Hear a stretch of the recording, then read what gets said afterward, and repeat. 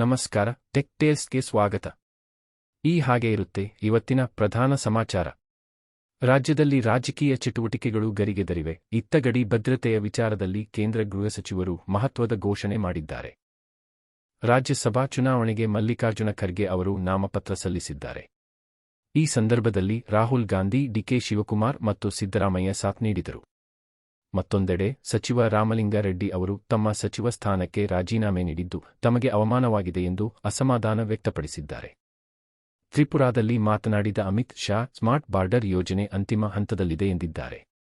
ಇತ್ತ ತಂತ್ರಜ್ಞಾನ ಲೋಕದಲ್ಲಿ ಗೂಗಲ್ ಮತ್ತು ಸ್ಪೇಸ್ ಎಕ್ಸ್ ನಡುವೆ $920 ಮಿಲಿಯನ್ ಮೌಲ್ಯದ ಬೃಹತ್ ಒಪ್ಪಂದ ಏರ್ಪಟ್ಟಿದೆ. ಅಂತಾರಾಷ್ಟ್ರೀಯ ಮಟ್ಟದಲ್ಲಿ ರಷ್ಯಾ ಉಕ್ರೇನ್ ನಡುವಿನ ಸಂಘರ್ಷ ಮುಂದುವರೆದಿದೆ. ಪುಟಿನ್ ಅವರು ನೇರ ಮಾತುಕತೆಗೆ ನಿರಾಕರಿಸಿದ್ದಾರೆ.